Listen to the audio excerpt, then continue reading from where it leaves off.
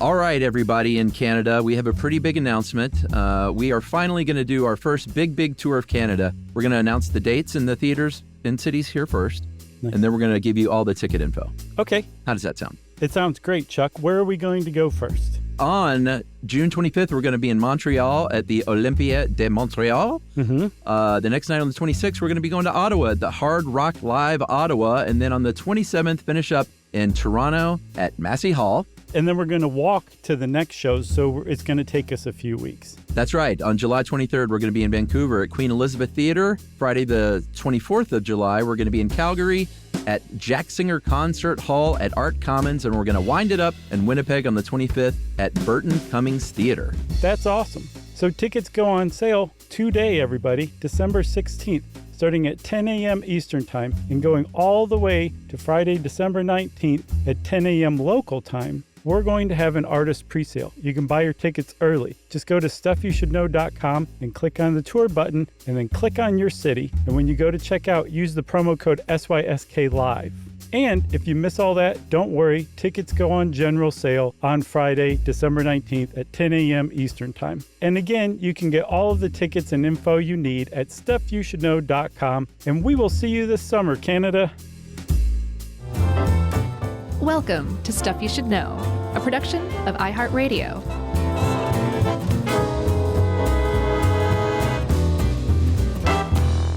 Hi, and welcome to the podcast. I'm Josh Clark, and there's Charles W. Chuck Bryan, and we're just going to do a great job here today on Stuff You Should Know. Hi, everybody. Feeling good, Chuck? Feeling great, Lewis. That's right. Looking great, Lewis. You want to hear something funny? I do, always. You hear that? Is that your new Windows? No, that is new Windows. What does that mean? That is, we were not able to stay in our home this week because, as you know, because I've told you this, because we're getting our electric panel redone. So I was not able to print out my stuff as usual. And where we were staying, at a friend's, they allowed me to print, but all they had was cardstock. So that is the sound of awesome. Heavy-duty research. Man, that's like half a tree right there. I know. I feel pretty bad, but God, it feels so good in my hand. Oh, well, is this your new thing?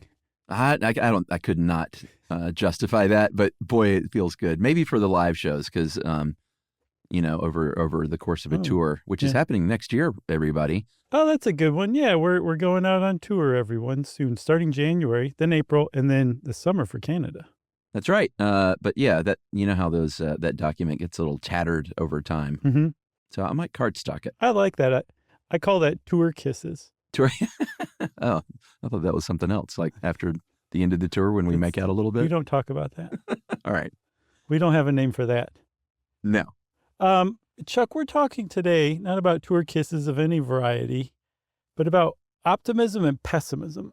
And I like this one. Yeah, I do too. This is Olivia helped us with this, and this is one of those ones where when I knew very little about what it actually is compared to what I thought I knew, and I love ones like that. Yeah, same.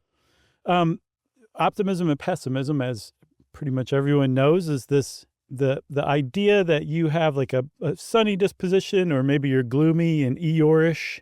Yeah. I was going back and reading some Eeyore quotes. Man, that guy was great. If you want to entertain yourself, just read A.A. Milne Eeyore quotes and you'll be delighted.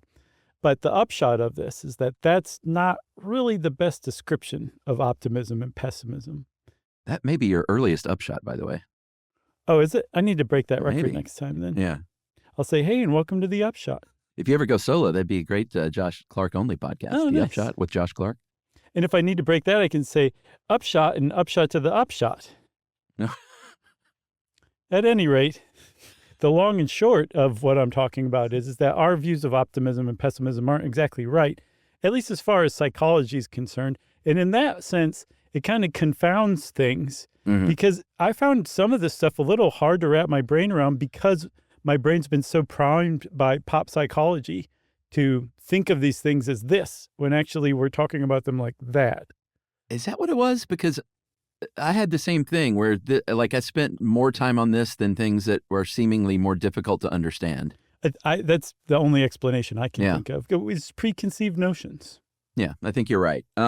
Shall we go back and just talk about the word? Because I thought that was sort of interesting in itself. Yeah. Was that the original word comes from French, optimisme, that was coined in the early 1700s by a philosopher named Gottfried Wilhelm Leibniz, or I guess Leibniz. And that's interesting enough. That's fine. The idea was that God optimized the universe for good and minimized evil. Mm-hmm. But what I thought was super interesting, the word pessimism was literally made up just to counter that, like as a straw man term for people to write and say, well, no, I don't really think so. So they made up the word pessimism. Yeah, I thought that was interesting too. Although if you look at it from, this whole thing finds its roots in philosophy, it's not surprising because philosophers love to make up stuff to tear one another's arguments apart, right? Yeah, good point. I read that Voltaire wrote Candide to mock Leibniz and his idea of the optimized universe because he thought it was so preposterous.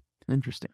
But you hit on something here, like the entire concept of optimism and pessimism is rooted in philosophy, not psychology. Yeah.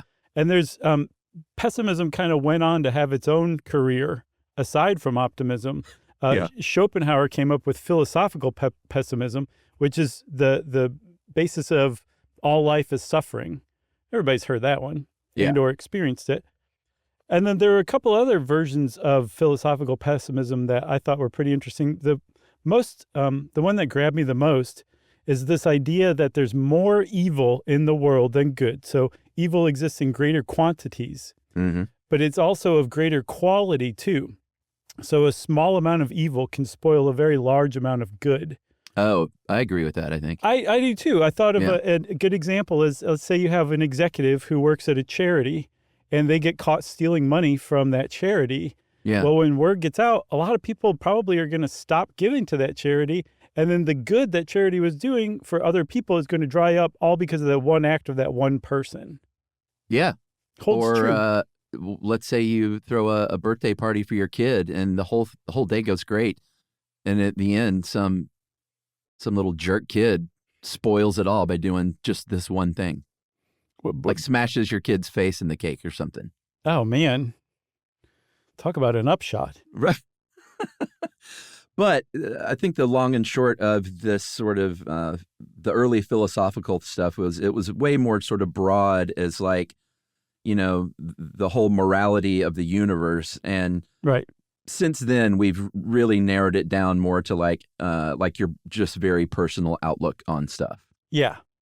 And it's gotten even more kind of refined than that. The idea that we should use or seek optimism, we should optimize our optimistic outlook. Right. Is pretty old. William James, who essentially founded modern psychology as a field, the late 19th, early 20th century, he was basically talking about that very issue too. It got picked up about 50 years later by Abraham Maslow, who came up with the hierarchy of needs. He also said, hey, we're really into this abnormal psychology because it's really interesting, but we should focus on like optimizing people's happiness. We'll call it positive psychology. And I remember that. Do you remember when we started writing at How Stuff Works? And like every third article we wrote was about happiness. Yeah. There was like a whole happiness craze.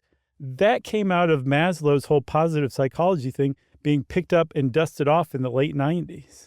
Yeah, and I remember even in the 80s and 90s, and I don't know if this came from, and we're going to talk a lot about this guy, Martin Seligman. He was in the 90s. He was the president of the American Psychological Association. He talked a lot about positive psychology, but I remember a lot about just PMA, your positive mental attitude, and improving your PMA. And that was just sort of the key to everything, man. If you can just get your head right and that PMA right, like everything's going to fall into place for you. Yeah. And I mean, I remember thinking Martin Seligman, I thought he came up with positive psychology. I didn't realize it was an already existing thing. But that was so pushed and peddled, what you just described around 2008, 2009, that I thought this guy was a total Fruit Loop. But then looking into this stuff, his research on optimism and pessimism, I'm like, oh, this dude's pretty with it. And I guess maybe being grown up, a little less cynical, certainly less cigarette smoky.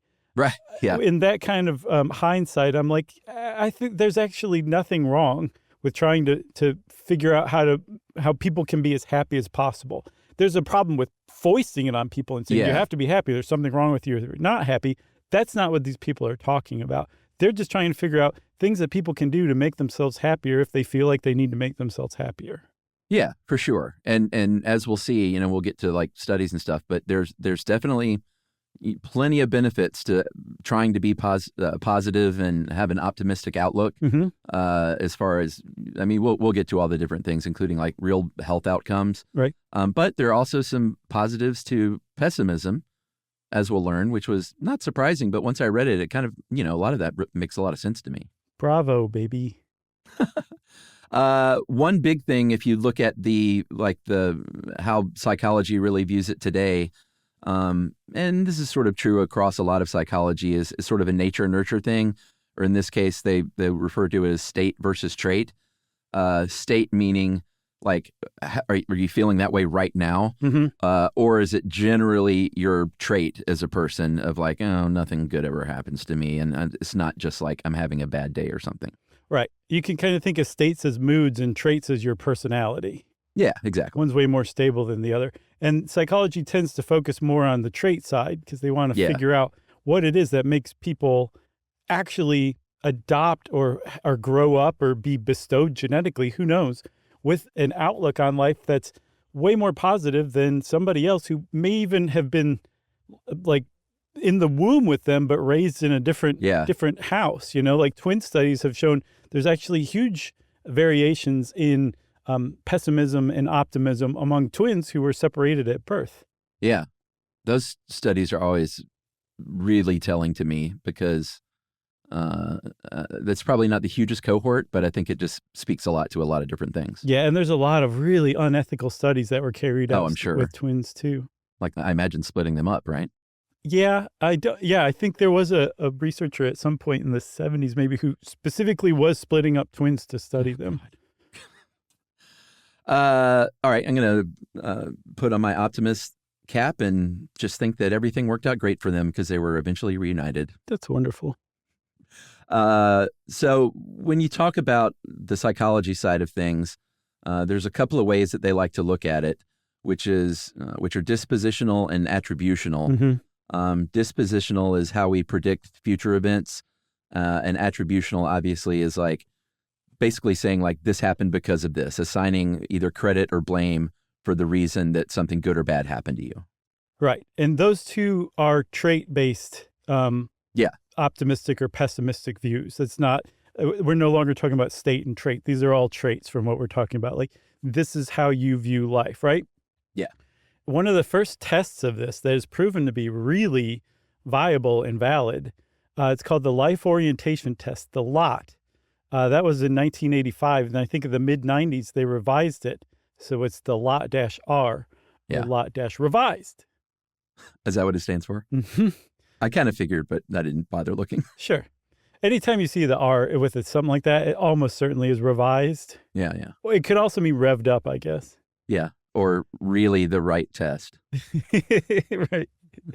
The other letters are just kind of implied. Yeah. The LOT was conceived by two dudes named Michael Shire and Charles Carber. Mm-hmm.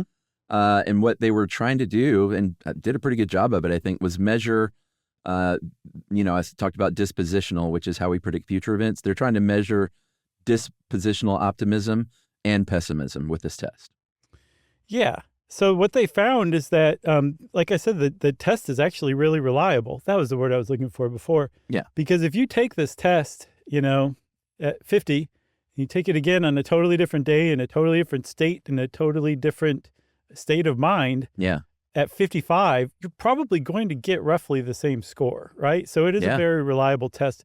Interestingly, what they found is that over the course of life, optimism tends to rise and pessimism tends to fall from young adulthood to middle age. Yeah. And then it starts to decline, which I can tell you firsthand that is totally true. I don't want to self-reflect too much on this one. Well, it's something that I'm really hanging on to is I've been told that like your 40s are far and away your worst decade. Yeah, I've heard that. Almost across the board. You've got way more responsibility. Like, you're not as young anymore. Your body's starting to change. Like, it's just a bad decade. 50s, it starts to pick up. But I remember we talked about this before. In your 60s, your happiness starts to go back up to levels that it was when you were younger. Awesome. So I'm really holding out for my 60s, man. I'll tell you that. Well, I'm closer than you. That for once, it's a benefit. I know, I'm jelly. So the lot R, which I guess it could stand for reliable. Yeah. So the lot R comes along. The revised test, it is 10 questions. 6 of them are scored. 4 of them are fillers. And the scored ones are things like, I think Olivia found these exact questions. In uncertain times, I usually expect the best. Mm-hmm. If something can go wrong for me, it will. And you're responding to how much you agree with something. And they score it in a pretty straightforward way where from 0 to 24, where 0 is very low optimism and high pessimism. And 24, man, you are maxed out optimist. I know. Yeah. You got a permagrin, right? I guess so. I took that test. I actually found the test that like a clinician would give to like a patient. It had like all the explanations and all that stuff on it. Yeah. You going to reveal your score? So out of 24, I scored 11. And I was like, that doesn't sound very good. And I looked at the explanation and scoring, and it says below 13 is lower than typical optimism and may warrant clinical attention. So I got really upset about this because that's like basically the test scoring academic version of going, ouch. Yeah. You know? Ooh, I want to take that test. So send that to me, will you? You should. I'll send it to you. Okay. But I went on, I guess, a bit of a tailspin. So I tried to make myself feel better. I went and listened to some Kenny G to brighten my mood. That'll do it. And I was just sitting there. I realized I was just sitting there waiting for him to screw up eventually. So I stopped listening to Kenny G.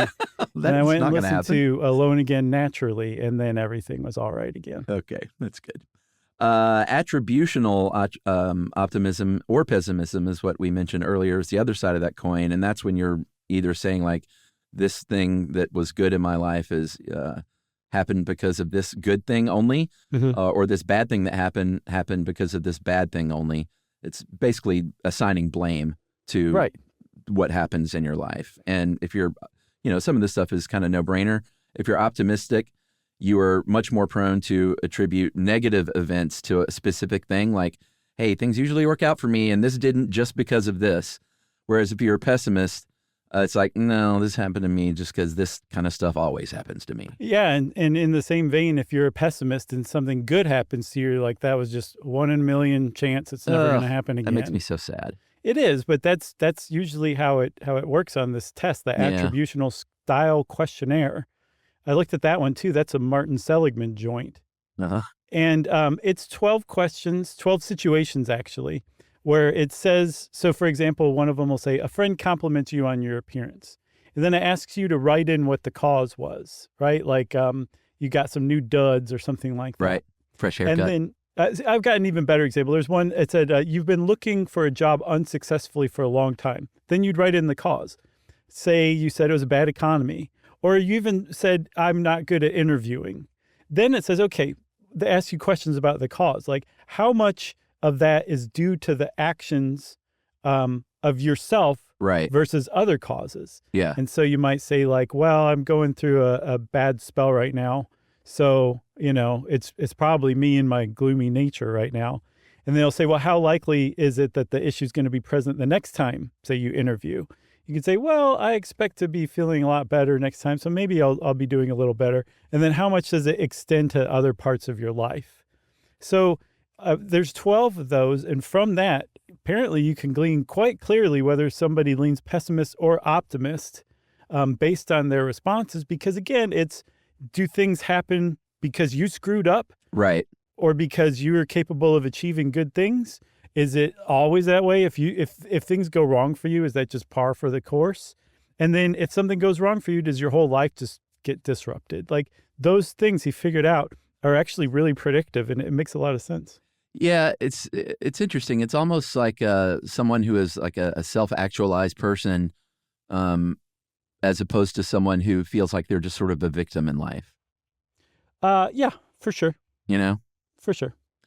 So Martin Seligman, once again, he put forth this idea that though there was an antidote to this idea of learned helplessness, which is this, I imagine it's awful, this really draining thought that I just can't control anything that happens, and all these negative things that happen to me, like I can't do anything about that.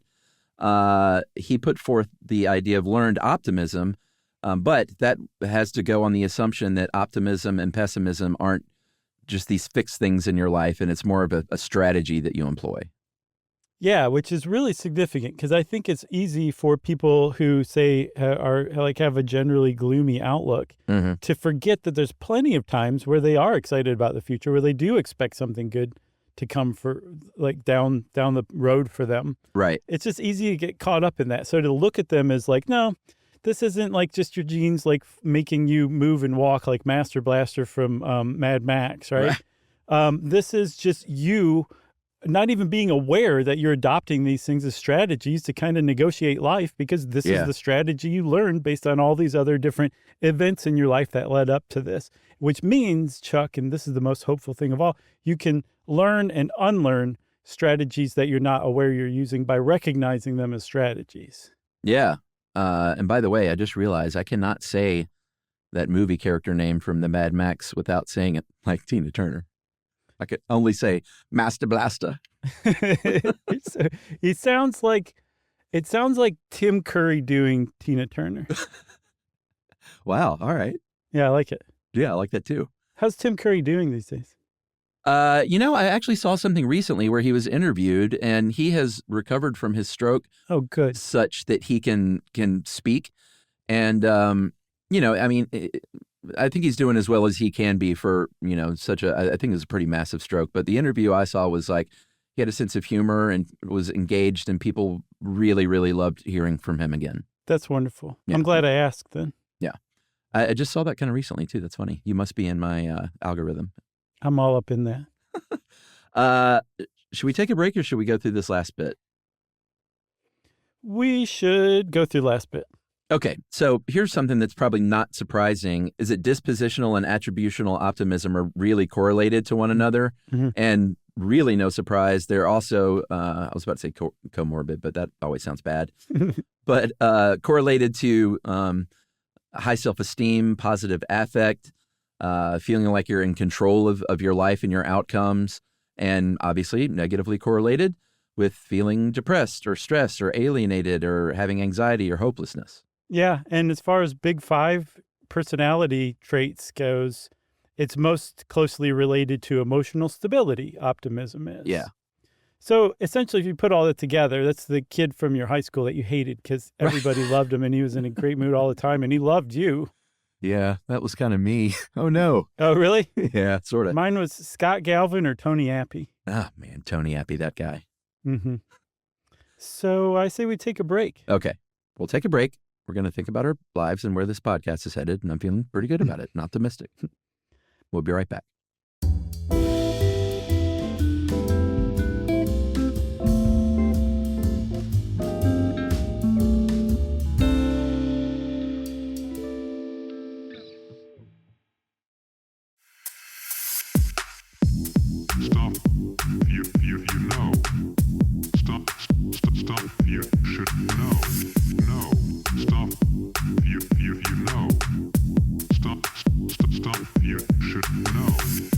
You should know.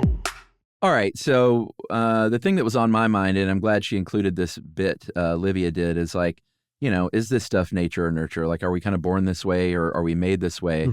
And no surprise, it's a bit of both. I think generally speaking, they've come to a consensus that about 25, and anytime you hear percentages like this, is sort of take it with a grain of salt, right. But about 25% genetic. And the rest is a mix of like your childhood and the environment that you were raised in, obviously, and then stuff that happened to you since then. Yeah, and a lot of it's pretty intuitional, right? Yeah. Intuitive? Sure. Yes, that's why I was like, that doesn't sound right. Yeah. Like if you are a developmental psychologist, you would say, well, your early life experiences and being raised in a family that neglected you or abused you or criticized you constantly, you're going to develop negative patterns of thinking, and they're going to frame the way that you look at the world, of course. Yeah. So, I mean, it makes sense. It jibes. It's not one of these things that's like this one subgroup in psychology is working on optimism and pessimism and having to try to do all these mental gymnastics to reverse Right. shoehorn it into other stuff. Yeah, It just fits with other concepts. So it's very clear that there's something to optimism and pessimism. They do exist as a thing, psychologically speaking, and stuff like that just backs it up. Yeah, for sure. There was a study this year, actually, pretty robust, where they had 200,000 adults. And this one's good because it was spread out over 22 different countries. And we'll talk about a little bit of the bias of just studying sort of Western countries with optimism and stuff. But they compare their levels of optimism with how they, remember their childhood. And across all the geographies, and again, no surprise, people who had positive relationships in their family with their parents and siblings, they had better financial status, better health outcomes, and obviously were more optimistic. Interestingly, if you had frequent religious attendance when you were a kid, they associate that with optimism, but most strongly in more secular countries, which I thought was pretty fascinating. Yeah, I was trying to figure that out, and the best I could come up with is that they stood out more because they were fewer and farther between. I'm not sure. I don't know, or maybe in more religious countries, you're just sort of more expected to be dragged to church, and it wasn't like a conscious choice you made to go. I don't know. That's a better interpretation. Okay. And also, like I was saying, divorce, abuse, feeling like an outsider in your family, all associated with lower optimism.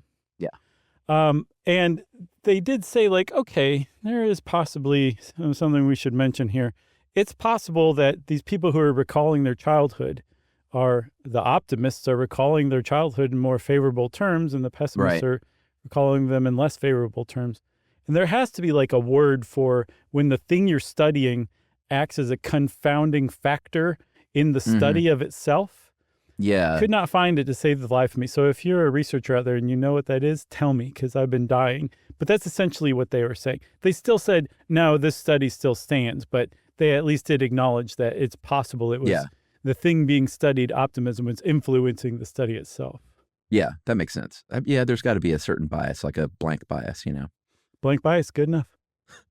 If you're wondering about the brain itself, like just your physical brain, your noodle, as they say, they have found differences, obviously, in optimist and pessimist brains and how they're built, like your gray matter volume, but also how they activate. There was a study, again, from this year in 2025, where, and I thought this is pretty interesting, where optimists share patterns, like they're the Wonder Machine lights up in kind of the same way when optimists imagine future events, whereas when pessimists imagine future events, they may all be imagining something negative, but it's all individual to that person and how the MRI machine lights up. I think this is maybe the most interesting thing that has been turned up about this so far.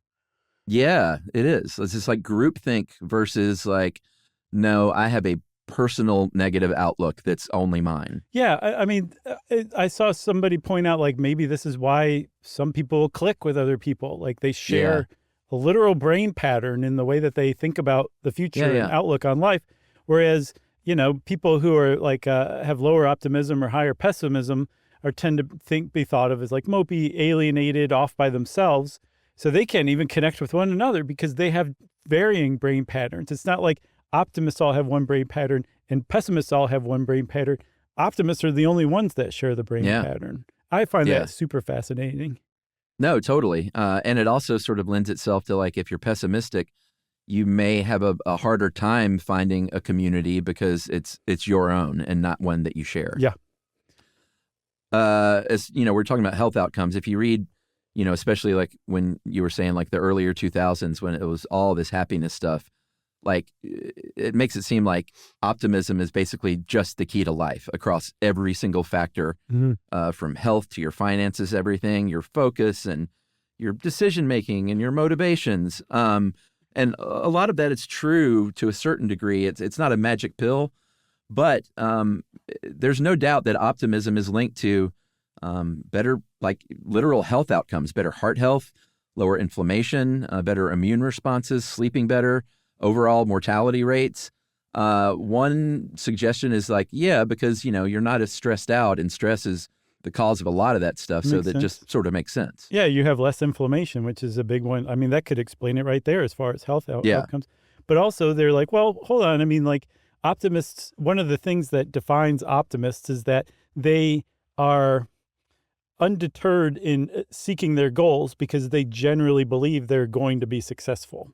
Right. Whether all odds are against it or not, doesn't matter. They're just going to go and do their thing because they think it's going to be fine. So that would include things like quitting smoking, exercising, eating right, having goals, and then just working toward them is almost always aligned with better health and like having better health habits too. So that would definitely explain one reason why they are probably healthier.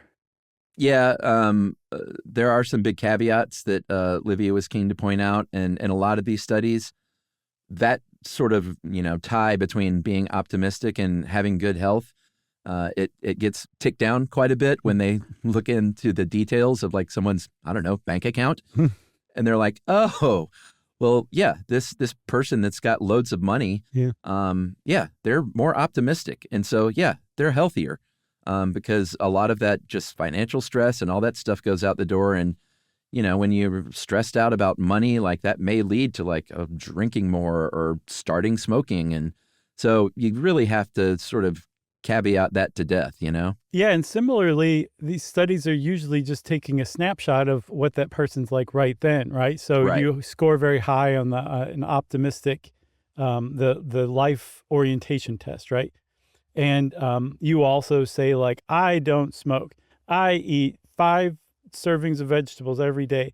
Yeah. It's not clear from that study. They're correlated, but is it that people who eat better and don't smoke tend to have a more positive outlook? Right. Or do you not smoke and eat better because you have a positive outlook? There's a whole chicken and the egg thing. I just coined that phrase, but I think it's going to stick around. Then there's something called optimism bias, which I thought was pretty interesting. As a human race, we have an optimism bias. They've studied it to death, and they found that just for the general population, the default is about 80% of people are generally optimistic, 10% are generally pessimistic, and about 10% can go either way, or maybe are neutral. And there was a psychologist named Neil Weinstein. I think this was in the very early 1980s. Yeah, 1980 was his initial study, where he was the first guy to say, yeah, I mean, we're pretty much biased toward being optimist. And, one reason may be because it's so shoved down your throat that's the key to everything good in life, Yeah, maybe. What Weinstein, I'm going with Weinstein, but I get Weinstein too. Yeah. I think one thing that his study, it was a landmark study from what I could tell, in 1980, he tested, I think, 200 students and said, okay, of these positive things and of these negative things, what is the likelihood it'll happen to you, and what is the likelihood it'll happen to your classmates?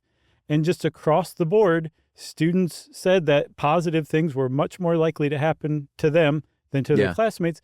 Negative things were much more likely to happen to their classmates than to them.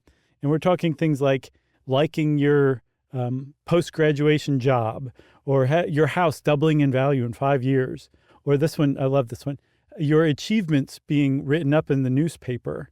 Like all those things were much likelier to happen to the test taker than they were to their fellow students. And that kind of gets to the basis of this optimism bias, that everyone thinks that they're above average in a lot of different ways, which is, of course, impossible because there have to be people who that isn't true for, or else there wouldn't be an average. We'd all be above average. It's not possible. And so here's where we get to stop talking about optimists as if they're the greatest thing that ever happened, because one of the big problems with optimism is this bias in making terrible predictions about the outcomes of events.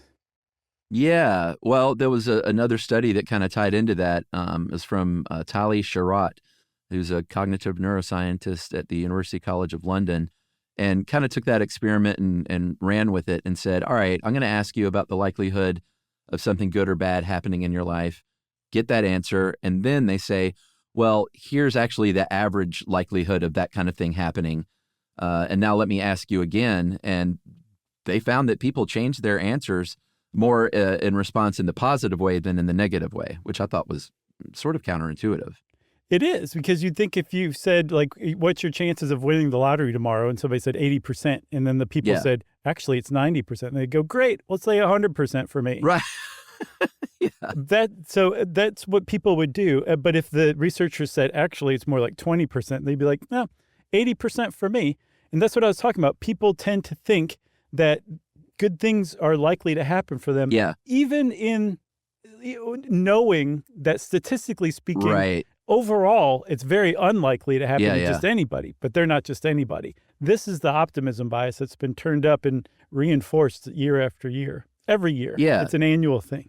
Well, and speaking of reinforce, it seems that optimism reinforces optimism.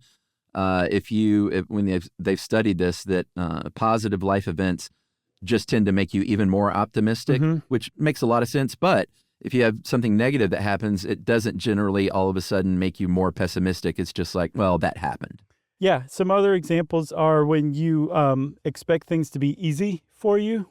A lot of people do that. I understand that one too. That can be bad. And that you'll be more successful than you would. I mean, again, just statistically speaking.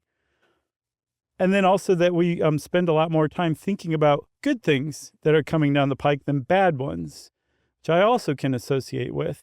I mean, it just seems unusual for the average person to sit around and be like, well, I'm probably going to get a flat tire in the next year and a half, statistically speaking. Right. I should probably think about that for a little while. Yeah. Yeah, for sure. But there is some sort of prophylactic influence of that, which is you might go make sure that your spare tire is doing okay. And that kind of belies this, I'm not sure if I'm using that word correctly, but that goes to show that the optimist bias can actually be harmful in some ways because it will prevent you from doing something like going to check your spare tire because of course you're not going to get a spare tire because that wouldn't happen to you. Yeah, it's Emily and I talk a lot about it, like the Pollyanna thing. That doesn't seem to serve people well because then you're all of a sudden ignoring, or maybe not ignoring, but at least not putting as much weight into the things you do and the decisions you make day to day that might have a bad outcome. And all of a sudden you're caught unaware when that bad outcome happens, which is, it's bad enough when you're just an individual, but if you're a corporation or a friggin' government, right. And you're caught unaware because you thought something was going to go too well, or you didn't put the budget or the time into something that you should have because you just thought it was a no-brainer or something like that, that can be really destructive to a business or to a nation. Yeah. I feel like just believing that artificial intelligence will be great with no downsides that are worth considering is an excellent example of what you're just talking about. Yeah, for sure. So you might say, okay, well then if 80% of people are optimistic, that kind of suggests that this is maybe humanity's default setting and that pessimism is maybe a malfunction even. The thing about that is that it doesn't really make sense that it would be evolutionarily favorable for us to be optimistic because of this optimism bias that can get us into trouble. But you can look at it a certain way and say, actually, it does make a lot of sense because if we didn't have an optimistic bias, we might not go try new things. We might not make it out of the cave and learn to make fire ourselves. Or kind of put differently, if you have a problem that's life or death and you throw a bunch of people at it and all of them are kind of pre-tuned to expect their attempt at being successful to work, the ones who die trying don't get to reproduce. The ones that succeed do get to live to reproduce. And not only do they get to live to reproduce and pass on that optimism bias, it's reinforced because they were successful and they think all the more now I can successfully predict my future and I'll be successful in that future. Yeah, for sure. And, I mentioned the caveat about the Western societies being the most studied. A lot of these are definitely, slanted toward, the American way of life or the Western way of life and thought. They're really not super sure about sort of worldwide. There is some evidence that, like in Japan, that they might not anticipate positive outcomes as much for their own selves like we do here in the United States. Right. But they also make the point well, we're also, all of these things are people self-reporting. So in places like the United States or Australia, they may just be more likely to say out loud that they're optimistic, whereas in another country, they may feel that way, but just, no whammies kind of style, or maybe they just are not as outwardly optimistic, but they really feel it. They just don't want to say it. Yeah, it's not cool to be optimistic in those countries. Yeah. You want to take a break and then come back and talk about some variations on this theme? Let's do it. Okay.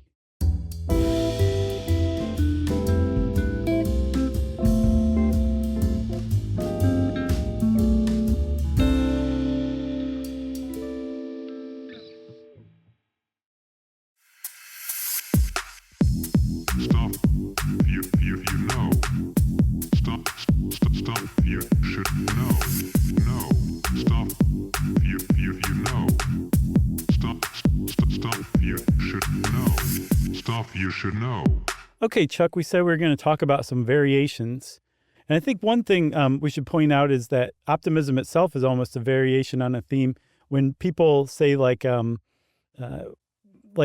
somebody's just happy all the time, they're just going through life, they have like the best attitude. That's actually not optimism. Optimism is either, like we said, you are expecting good things to happen down the pike, or you assume that you can overcome obstacles. You don't blame other people for your issues. Like, that's optimism.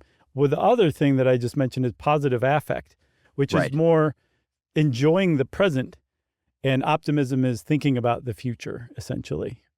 Yeah, that's a good thing to point out for sure. Sure. Some of these variations that you mentioned we were going to talk about, I thought all these were pretty interesting. One is called depressive realism. And I think they all have their place. Depressive realism is this idea that if you're, maybe a little depressed or moderately depressed, then you're actually a realist, and you have a way more accurate view of the real world around you. In other words, you're not that Pollyanna. You're a realist. And this came from a study in the 1970s by psychologists Lauren Alloy and Lynn Yvonne Abramson, where it's kind of a funky study, but they had participants push a button and then judged how effective that might be for causing a light to go on. Like, I'm going to press this button, but I don't think it's going to do anything. Right. Or, man, this room's going to light up when I press this button. Right, exactly. And they said that people with depression tended to more accurately predict whether that button was going to turn the light on or not, right? Yeah. And so they extrapolated that to say, like, well, that means that people with depression or depressive symptoms they have just a greater handle on the reality of reality, basically. Yeah. They're less likely to make wild predictions about their success, and so they understand reality better. And this was a landmark study that people just immediately put into the pop psychology grind because it's just so contrarian. It's delicious. Yeah. Even. And it's also one of those landmark studies that people have loved to kind of try to take shots at, and apparently it's not very well replicated. So I don't know its status right now, but it seems like it hasn't been debunked, and it's not unfounded as far as the field of psychology is concerned, but it doesn't seem like it's as golden as it once was. So like a dented landmark? Yeah, I think that's a great one. Like that ball of foil. That's right.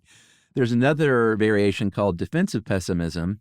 I like this one. I mean, this isn't really me, but I think there's a lot of validity here in that if you have lower expectations and you're sort of planning for the worst, that's almost the same as being optimistic in a way as far as it helping you in life, because it can really help manage your anxiety. It can make you feel like you have some sense of control, and you're not, like during COVID, they found that if you were a defensive pessimist, then that correlated with taking more precautions and being safer, and i.e., I guess, being healthier. Yeah, if you ever put two words together to describe me, it's defensive pessimist. Yeah. For sure. I could see that. And I think there's no greater description than this, but defensive pessimists don't focus as much on pursuing happiness. They focus more on avoiding regret. Yeah. Which is, I mean, they can still have the same outcome, but it's Sure. what you're chasing is different. You're avoiding a negative outcome rather than pursuing a positive outcome, but the outcome's still the same. You succeeded. Because you're pursuing something. Yeah, it's based on the idea that you can change your fate. Right. Like you Exactly. can take actions to affect this outcome and make it as close to the outcome you want as possible. That's the same thing as optimism. It's just coming at it a different way. Yeah, I really like that idea because, I mean, it's not me, but I love it for you because it's not like, well, this is just going to happen to me no matter what. It's like, boy, I have a bad feeling that this is going to happen to me unless I take these steps. Right. The only downside of it is like you won't let yourself think about the future being good because you'll jinx it, essentially. Yeah. Yeah. Jinxing's a whole other for sure. whole other part of this thing. So what you just described, though, is what I think is the worst one, fatalistic pessimism, which is everything's wrong and I can't do anything to change it. That is a sad disposition that I like to think that is not set in stone. It's just because of life circumstances or it's a particular low point in your life. I don't know, but I don't like to think that anyone out there is at their base of fatalistic pessimist. That's just sad. Yeah, agreed. On the flip side of that coin, you have toxic positivity. Mm-hmm. I mean, we almost don't even need to say anything else because I think everyone knows what that is. It can lead to bad things because that's sort of the Pollyanna thing I was talking about. You're ignoring anything negative to basically you're delusional about that. And so you're not going to attempt to improve things because you're just like, no, it's all going to work out. It's going to be great. One of the ways that this pops up, I think, for people and they don't really recognize that that's what they're doing is when somebody shares their feelings or confides in you that they're afraid of something or anxious about something, and you just say, oh, it's all going to work out. Oh, You're being toxically positive right then. Yeah. You're actually dismissing their fears. Yeah. And you're probably doing it because you're uncomfortable right then. You don't know what else to say. So you're just going on, well, I can't go wrong by being positive. You actually can, and that's toxic positivity. Yeah, and that's, true in all relationships, supporting a spouse or a friend, but also a lot with parenting. That's not a great road to go down with a kid because you're teaching them the wrong things. I feel like you should be saying well, hey, let's think about this, and maybe if you take these steps, you can help affect the outcome rather than it's going to be fine. You're going to be great. Yeah. Because you're not always going to be great. No, and that is a good thing to teach a kid for sure. Yeah. There's also tragic optimism. It was coined by a guy named Viktor Frankl, who was a psychiatrist who actually he was interned in a Nazi concentration camp and lost essentially everyone he knew. Yeah. And he wrote a book called Man's Search for Meaning from that. And it's like a seminal book in the search for the meaning of life. But he coined tragic optimism to basically say this is the mindset where you are aware that in life you're going to suffer pain, guilt, loss, and that you can accept that that's true and still seek the most positive outcomes you can get. I like that one too. Try to be happy even knowing that. Yeah. Yeah, I like that. And then what's the last one, Chuck? Cultural pessimism. I'm not going to editorialize here. That's basically just the belief that the society was better at a different time. Decades ago, everything was great in this country, and everything is just going straight down the toilet today. It's called getting old. It's interesting in that you have a tendency, in this case, toward optimism bias about your own life, while also at the same time being pessimistic about society as a whole, which I think is super fascinating. It is, for sure, especially when you talk about my economic outlook is sunny, but not for the country. Yeah. I've also seen it called declinism too. Oh, eesh. So let's say you're all right, nuts to all this pessimistic outlook that I've got. I want to be an optimist. I'm even willing to try to navigate optimistic bias. That's how bad I want to be optimistic. There's actually some stuff that they figured out that you can do to it's essentially shift your outlook some. I don't think anyone's saying this is going to rewire your genetic code or anything like that, but there are some proven interventions you can take to help that along. I think probably it's based on your willingness to want to change too. Yeah, I think intervention is a good word because it's hey, this is happening. Let me use this specific technique to stop it in its tracks. In the first case is the ABC technique. Our old buddy Martin Seligman came up with this one. It's used a lot in CBT, cognitive behavioral therapy. And the A is the antecedent or adversity. So you encounter something difficult. Livia used a great example of you flunk a test maybe. Then you have your belief and behavior, which in this case might be I can't pass this test. I can't understand this stuff. I'm too dumb. And then the consequence is the C, which is because you have that fatalistic attitude, I'm just too dumb to pass this test. You don't study and you fall further behind. And the key here, according to Seligman, is you got to get in there between the difficult situation, the thing that happens, and the B thing, between the A and B, and change the attribution. So in other words, don't go to like, oh, I'm too dumb to do this. Go to like, no, that happened because I've been really stressed out. I didn't put the time in that I needed to study. I was really had my priorities out of whack. I didn't sleep well that week. And that's an immediate intervention where you're putting the attribution on something that was temporary that happened and not this is how I am. Right, and that you can also change too. Exactly. And then conversely too, you can also say like, I got a good grade. It wasn't just because I was lucky. You tell yourself, I got a good grade because I worked really hard. I got good sleep this week and I paid attention. I found this interesting. You can do the same thing too, the opposite too, to achieve the same goal. I think you probably have to do both, to tell you the truth. Yeah, and then this is also a good thing to remember when you're parenting, because when your kids are in school and they maybe get a bad grade, the first question I think you should say is, well, why do you think you got a bad grade? And see what they say, and then just kind of go from there. Right. And then if they get a really good grade, you say, well, why didn't you get 100? Right. Exactly. So there's another one that's even better than the ABC technique that's called the best possible self, or BPS intervention. And apparently everybody loves this one. There's a way of dealing with trauma that they used to have. It's called trauma writing, where you would write out essentially like the worst stuff that happened to you, and it would make you feel better having gotten it out on paper. It would also be pretty traumatic to do, right?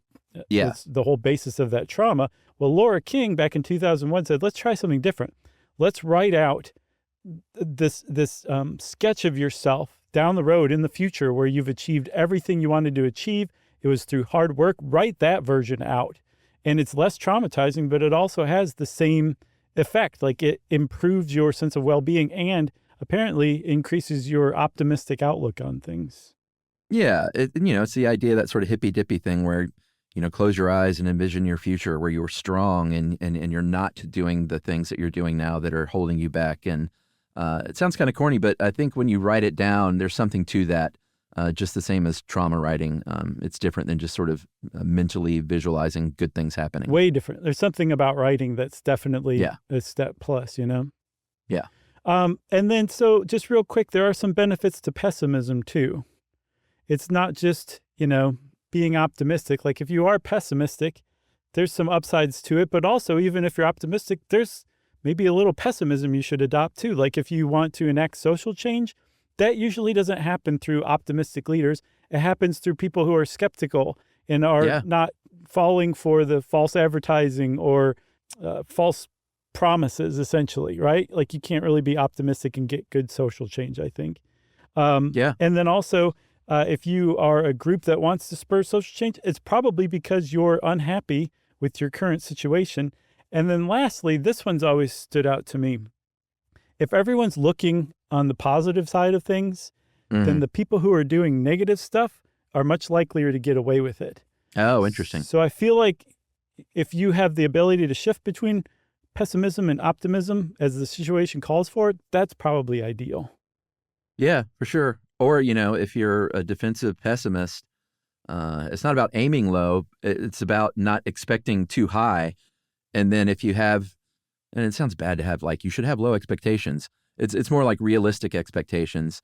And then you outperform those. Like that's got to feel great to a pessimist. For sure. It's like planning for the worst, but hoping for the best. Yeah. That old T-shirt. Yeah. Isn't there a cat hanging from a tree or something? I think that's hang in there, baby. Okay. You got anything else? I got nothing else. That was a good one. I enjoyed it. Agreed. Well, Chuck enjoyed this one, which means he automatically unlocked listener mail. You know what? I don't have a great listener mail prepped for today. So let's just mention once again that we are going on tour again next year. We are super excited. We got shows lined up in January, out west-ish, in the Midwest in April, and then we're finally going all across Canada, you guys. We're reaching out with an olive branch. Such weird times between our countries and saying, hey, don't boycott us. We want to come visit you. We're going to Montreal. We're going to places we've never been before. And tickets are on sale now, and we'd love to see everybody. Yeah. Starting out, we're going to be in Denver, and then Seattle, and then San Francisco on January 27th, 28th, and 29th. Yeah. And for those tickets and all tickets as they come on sale, you can just go to stuffyoushouldknow.com, click on the tour button, and it will take you where you need to go. That's right. Can't wait to see everybody. Yeah, and if you want to get in touch with us in the meantime and send us an email, we would love that. You can send it off to stuffpodcast@iheartradio.com. Stuff You Should Know is a production of iHeartRadio. For more podcasts from iHeartRadio, visit the iHeartRadio app, Apple Podcasts, or wherever you listen to your favorite shows.